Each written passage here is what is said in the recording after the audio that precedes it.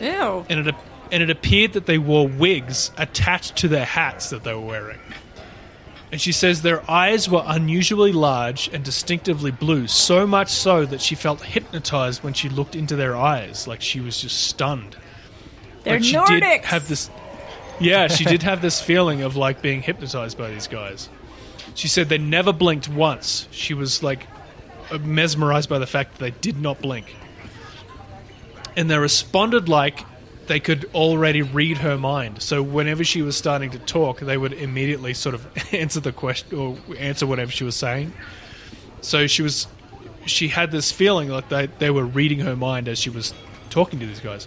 So she says she was trying not to think about Shane during the time because they were asking about him, and she knew that he was in some kind of like situation here. And she felt like they were like invading her brain, so she was trying to like put up a brick wall inside her mind to try and stop them from reading what they were saying. But she says somehow the two men already knew what she was thinking, although she didn't know how that was even possible to begin with.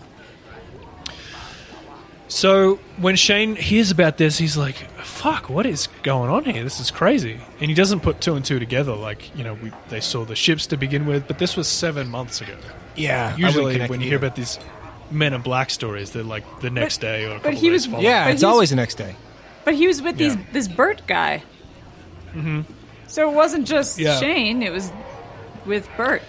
It was Bert, but we'll get to why maybe Shane seems to be the center of this. Okay. So Shane does a little investigating now. He heads over to the parking attendants who are at the front of the hotel.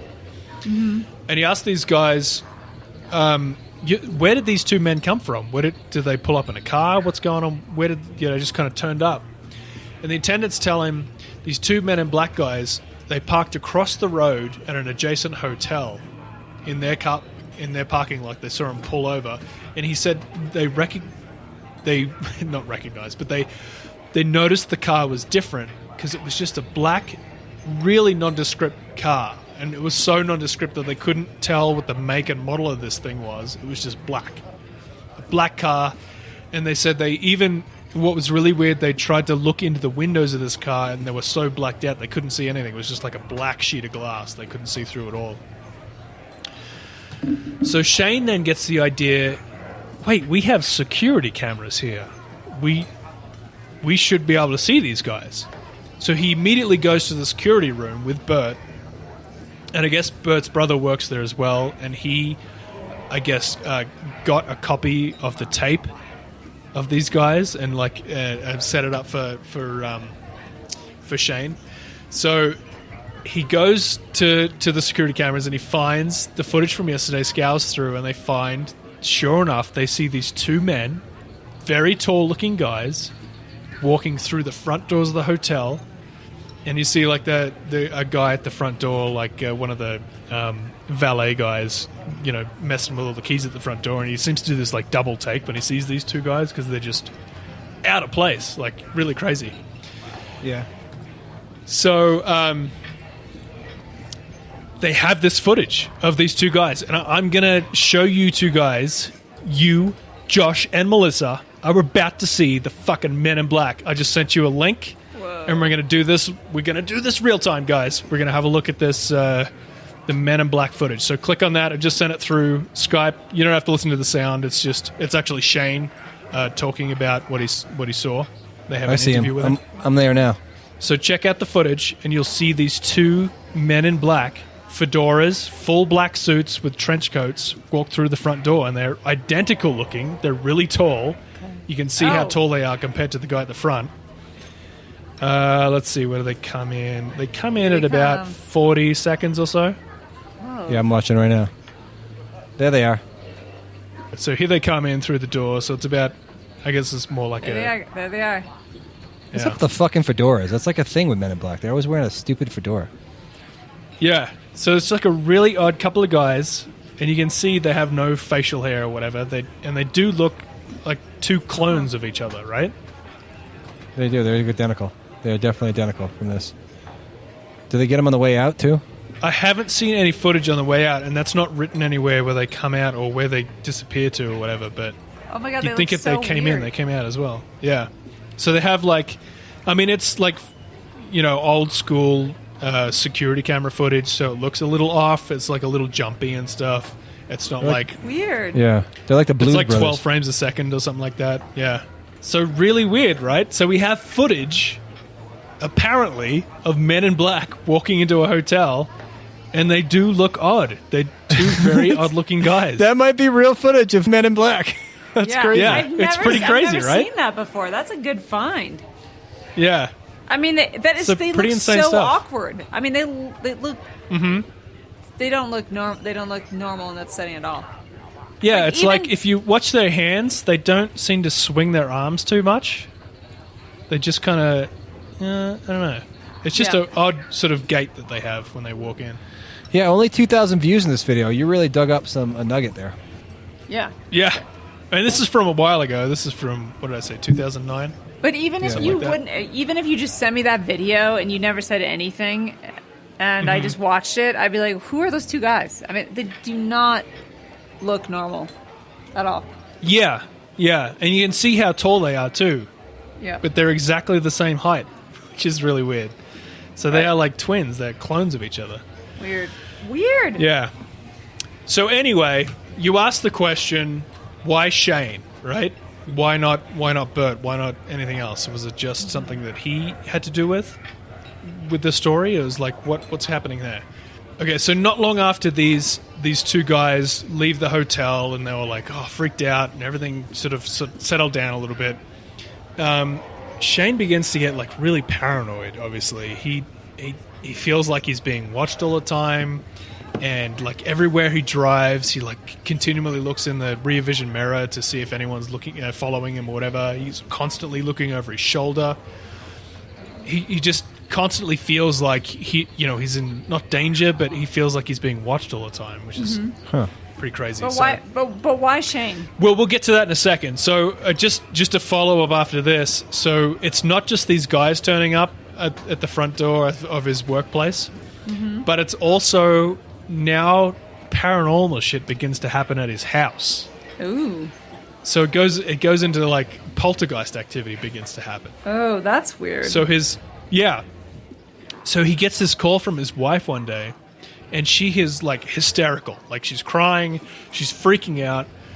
Apparently, while she was home, the kids were at school.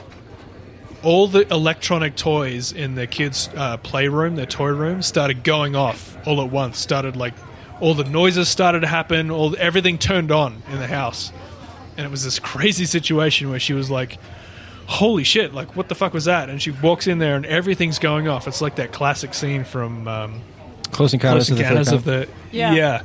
where all the toys start going off. And it wasn't just that. She said she would be at home by herself again during the day. He was at work, kids were at school, and she would hear footsteps of people walking around the house. She was home alone.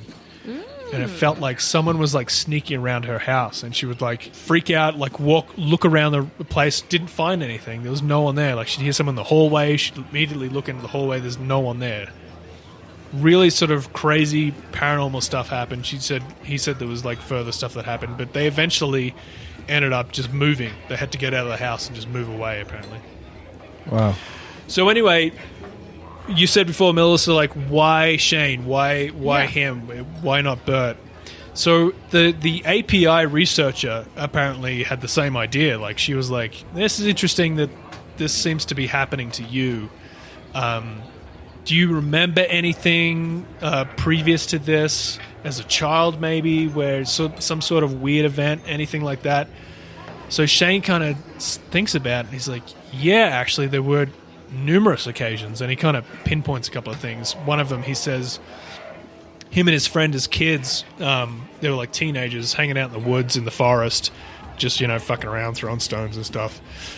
Nothing doing, but he said he remembers it was late afternoon, and him and his buddy were kind of sitting down on a rock or something like that, and all of a sudden this glowing orb descends through the trees. And this really weird situation where they all of a sudden, both of them see this orb float through the trees, and they both feel fucking terrified all of a sudden. Like this deep dread hits them, and they just sprint. They begin to run. Is it, don't know what the fuck's going to happen, but they just sprint They just feel like they have to get out of there. So he says, it's this weird situation where I don't remember what happened after that. All I remember what happened next is I was at my house front door. I was knocking on the door, and my mum answered, and she was like frantic, like, where the fuck have you been? Like, there was this whole section of missing time, apparently, that happened to him. So it might have tagged him. Yeah, so what he says, he remembers even when he was even younger that he had like bouts of sleep paralysis too, and one in particular that really sticks out to him for some reason because it was just something felt different about it, I guess. That he was lying in bed, all he could move was his eyes, and he remembers seeing a crowd of small people encroaching slowly on his bed as he was lying there paralyzed, unable to move, and then boom, he doesn't remember anything after that. Graze. So he has these bouts of like missing time. So apparently, again, he's one of these people who just seems to be either sensitive to it or he's a target, right? Yeah, So or I both. don't know what that is. Or he was Yeah. sensitive and then he became the target. You know, that could happen. Yep.